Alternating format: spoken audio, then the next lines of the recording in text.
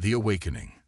The grand chamber of the Alarian Council fell silent as High Arbiter Zorth rose from his seat, his iridescent scales catching the light from the artificial suns above. Around him, representatives from 27 spacefaring species waited with practiced patience. Some had traveled for weeks to attend this quarterly gathering, where the fate of inhabited systems across 3 spiral arms was decided. The motion to reclassify the Solarian quarantine zone is denied, Zorth announced, his 3 primary eyes narrowing at the Vexillian delegate who had dared to bring up the matter. The zone remains restricted, as it has been for the past 80 cycles. Delegate Neritas fluttered her membrane wings in agitation. With respect, High Arbiter, the quarantine serves no purpose. The humans have been extinct for over 8 decades. Their colonies dust, their ships derelict. We waste valuable resources patrolling empty space. Murmurs rippled through the assembly. The human question always stirred discomfort. The decision stands, Zorth said firmly. The zone remains closed until the full century passes, as established in the Accord of Terrace IV. As the council moved to other matters, none noticed the small light blinking on the communications array at the far side of the chamber. None except Terrell, a junior communications technician whose 6 digits trembled as he verified the signal's origin. The impossible signal. Admiral Krefna of the Alarian Enforcement Fleet considered himself practical above all else. He did not deal in legends or ghosts. When he was ordered to investigate a signal anomaly in the Solarian quarantine zone, he expected to find a malfunctioning beacon, or, at worst, scavengers illegally mining the ruins. Status report, he commanded, standing at the bridge of the Unyielding Truth, the flagship of his patrol squadron. We're approaching the coordinates, Admiral, replied his first officer. Scans show no vessels in the vicinity. The signal appears to be coming from outpost Zeta 9. Krefna frowned. Zeta 9 was one of the abandoned human military installations that had been systematically neutralized after the fall of Earth. It should have been dead, stripped of power decades ago. Maintain distance. Send in the drones first. The drones descended through the thin atmosphere of the small moon where Zeta 9 had been built into the rock itself. Their cameras revealed dust-covered corridors, abandoned control rooms, and empty living quarters, all as expected for a facility untouched for 80 years. Then one drone reached the central command center. Admiral, the sensor officer's voice cracked. There's movement. The drone's footage showed a figure in a sealed environment suit moving between terminals, methodically activating systems. The suit's design was unmistakable, even to species who had only seen them in historical records. Human. Impossible, Krefna whispered. They're extinct. The Great Plague. Sir, we're detecting power surges throughout the facility. Defense systems are coming online. Krefna had just enough time to order evasive maneuvers before the first missiles launched from the outpost's concealed silos. 3 struck before the shields fully engage, rocking the massive warship. Return fire. Destroy that outpost. He roared, but even as the words left his mouth, the tactical officer shouted in alarm. Sir, we're picking up similar activations across the sector. Dozens of installations going live simultaneously. In the drone's final transmission before it was destroyed, the human figure turned toward the camera. Though the face was obscured by the helmet's visor, the gesture that followed was universally recognized. A single raised middle finger. Commander Elena Vega removed her helmet as the last of the air scrubbers finished their work. After 80 years in stasis, the stale taste of recycled atmosphere felt like a luxury. Around her, Outpost Zeta 9 hummed with renewed energy as ancient fusion reactors roared back to life. Status report, she commanded, her voice hoarse from disuse. Defensive measures deployed successfully, responded Lieutenant Wallace, checking the tactical displays. The Alarian vessel has withdrawn to a safe distance but remains in orbit.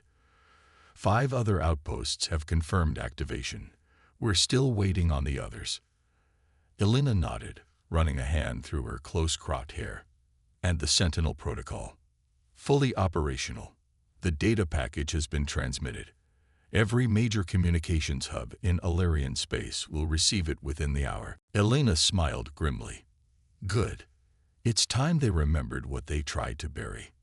The Sentinel Protocol had been humanity's final contingency, a massive information dump designed to expose the truth. Not a virus as the Alarian propaganda claimed, but a betrayal. While humans fought on the front lines against the Void Collective, their supposed allies had conspired to eliminate them. Fearful of humanity's rapid technological advancement, Earth hadn't fallen to disease. It had been bombarded from orbit by the very civilizations it had helped defend. Commander, Wallace called out, "We're receiving a transmission from the Phoenix Ascendant." "It's General Santos." Elena moved to the communications terminal, her heart pounding. The Phoenix Ascendant was humanity's last dreadnought, hidden in the corona of a red dwarf star, preserved by time dilation effects. If it had awakened as well. The screen flickered to life, revealing the weathered face of General Isabella Santos, once the Supreme Commander of Earth's Defense Forces. "Commander Vega," Santos acknowledged. "Operation Lazarus is in effect. You've done well." "Thank you, General. What are your orders?" Santos' expression hardened. "Gather all survivors. Activate every outpost, every hidden cache." The Alarians and their council believed they'd written the final chapter of human history. She leaned forward, her eyes burning with 80 years of frozen determination. It's time to show them how wrong they were. Across the galaxy, the truth spread like wildfire. On Alaria Prime, billions of citizens watched in horror as their communication networks were overridden by archived footage of Alarian warships bombarding Earth's cities. In the council chambers, pandemonium erupted as representatives realized that evidence of their ancestors' betrayal had been preserved and was now being broadcast on every channel. High Arbiter Zorth struggled to maintain order. "This is ancient history," he shouted above the chaos. "Propaganda. The humans were a threat to galactic stability. But the evidence was irrefutable. Diplomatic communications, military orders, even private messages between council leaders planning the elimination of humanity while publicly calling them allies. In the secure bunker beneath the council tower, the emergency response team monitored an even more alarming development. "Sir," a tactical officer reported, "we're tracking multiple energy signatures consistent with human warship engines. They're everywhere." The strategic display showed dozens of red dots appearing across formerly secure sectors, ships that had been hidden in nebulae, buried on remote moons, or disguised as derelict hulks were now powering up their drives. "How many?" Zorth demanded. "At least 40 capital ships, sir, and hundreds of smaller vessels. They appear to be converging." For the first time in his long career, Zorth felt true fear. The humans hadn't just survived. They had prepared. On the bridge of the Phoenix Ascendant, General Santos watched as her scattered fleet rejoined formation.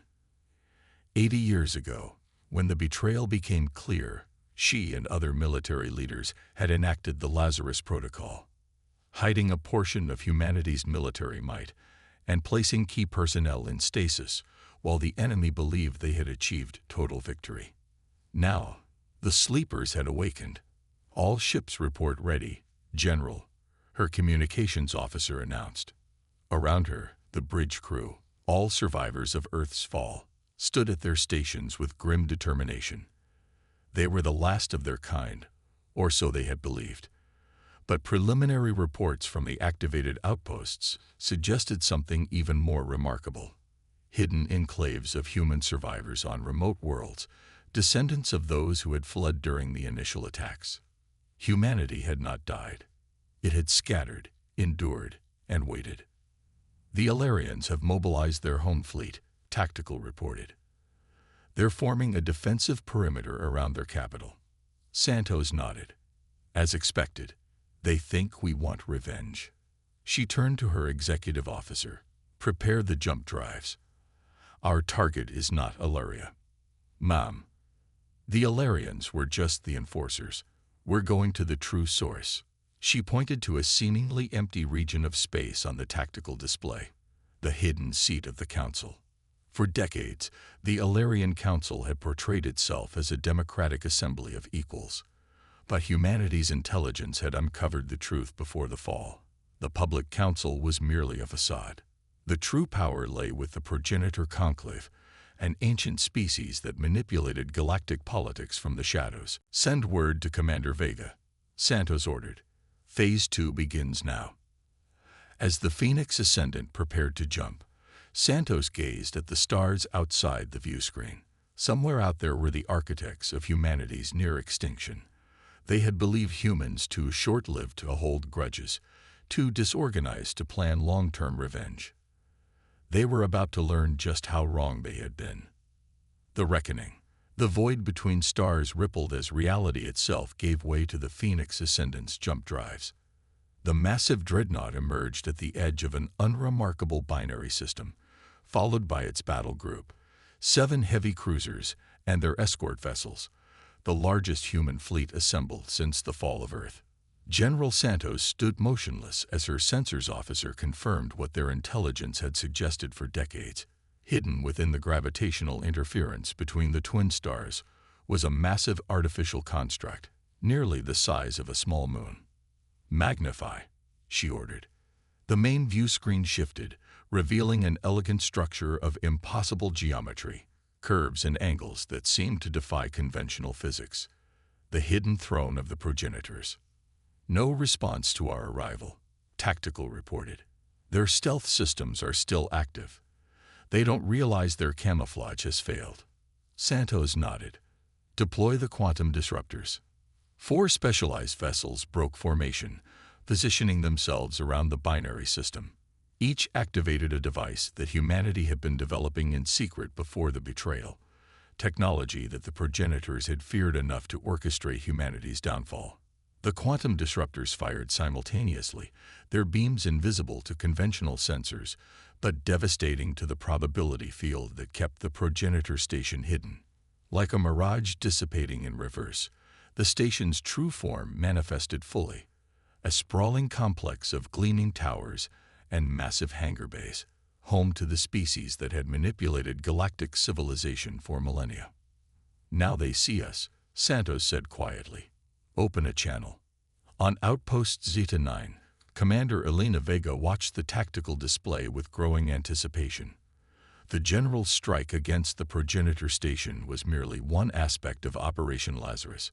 While the main fleet engaged the puppet masters, her role was perhaps even more crucial, rallying the scattered survivors of humanity. Signal from Outpost Epsilon 3 confirmed, Lieutenant Wallace reported. "They've made contact with the Martian diaspora on Proxima B, nearly 30,000 descendants of the original colonists, Commander.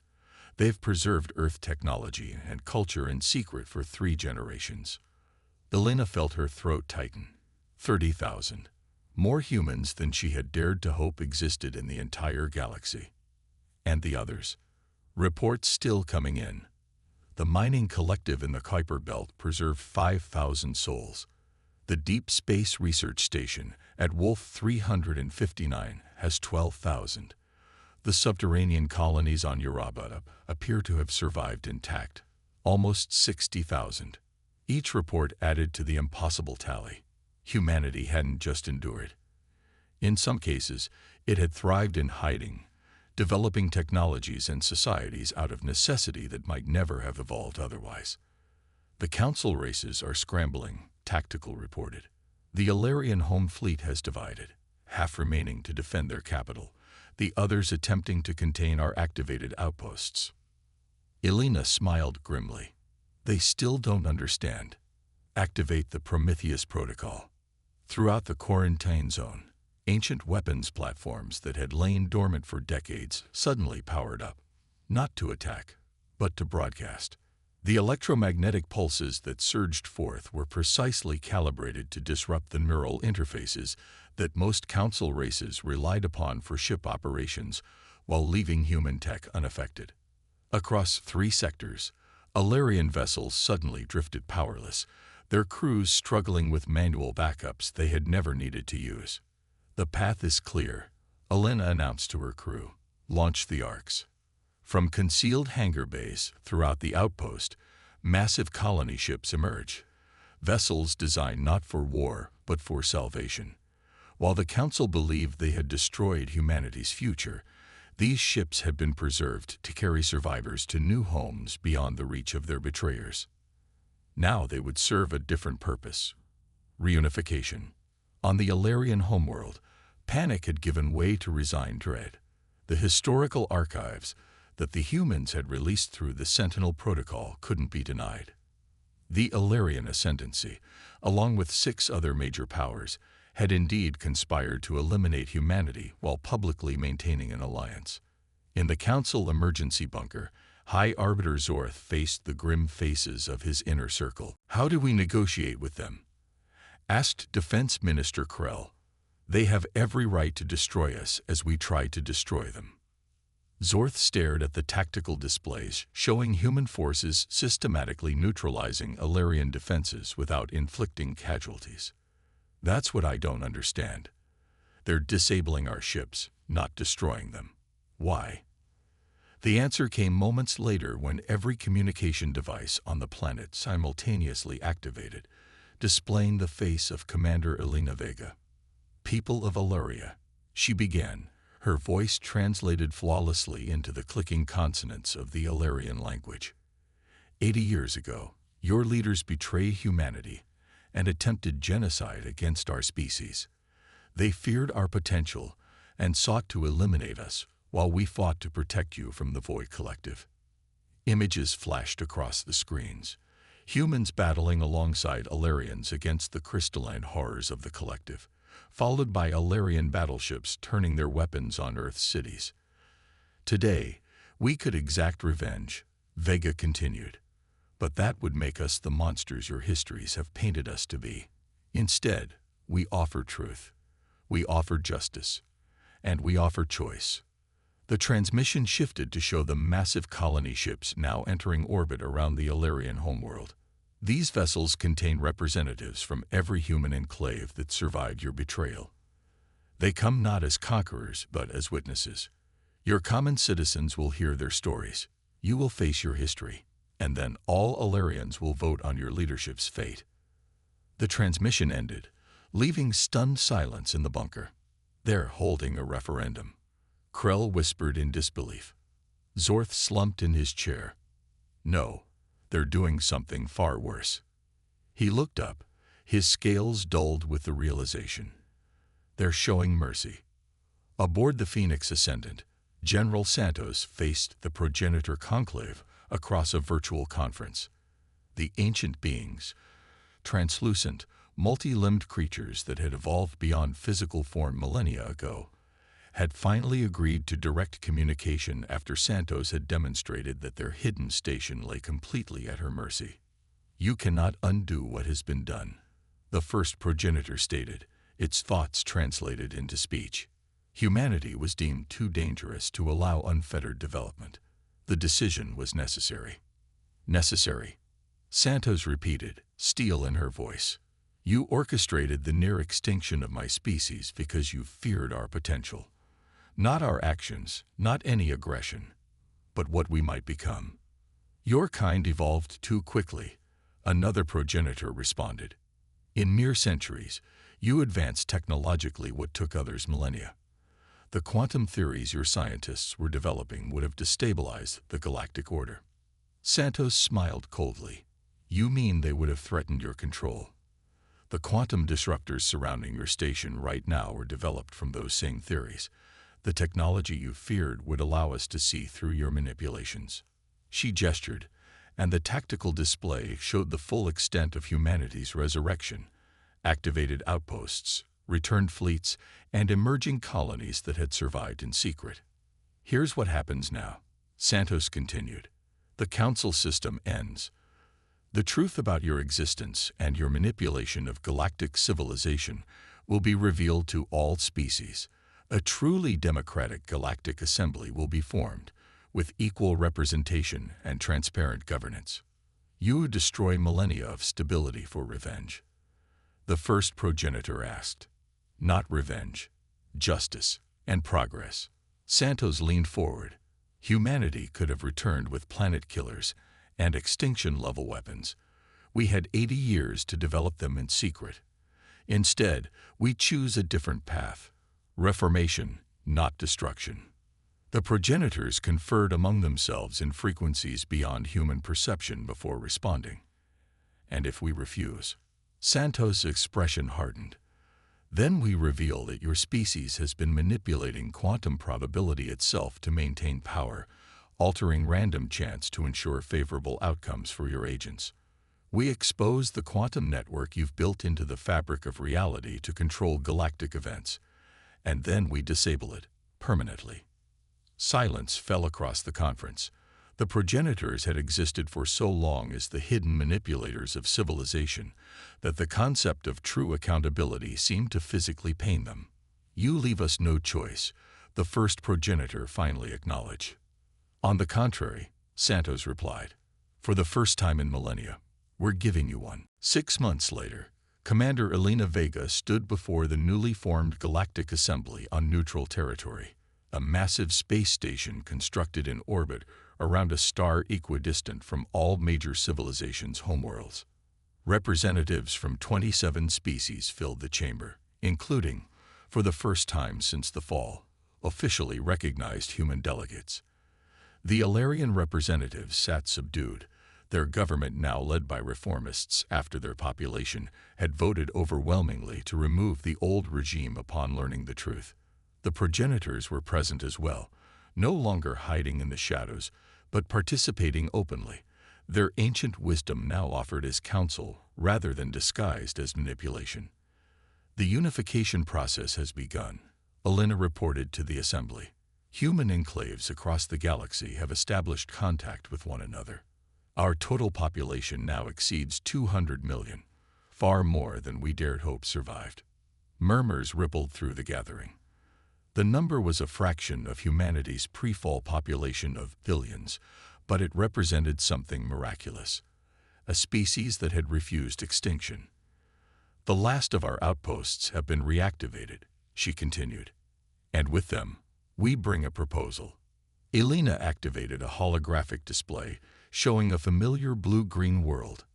Earth, still bearing the scars of orbital bombardment, but gradually healing under the care of automated restoration systems that had worked silently for decades. "Humanity requests permission to return home," she stated simply, "not to reclaim Earth exclusively, but to establish it as a memorial world and a testament to both the darkest and brightest potentials of sentient life." The Alarian delegate stood. "The Alarian ascendancy supports this request and offers resources for the restoration project as the first step in our reparations."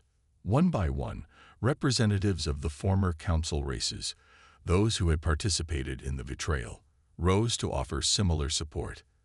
As the assembly voted unanimously to approve the proposal, Elena glanced at General Santos, who watched from a private viewing gallery. The older woman gave an almost imperceptible nod of approval. They had achieved something greater than revenge.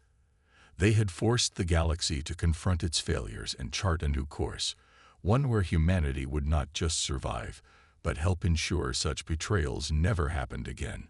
1 year after humanity's return, Elena stood on the surface of Earth for the first time in her life. Though born in space to parents who had fled the bombardment, she had grown up on stories of the homeworld's beauty. The restoration was far from complete. Vast regions remained uninhabitable, and the scars of the attack would take centuries to fully heal.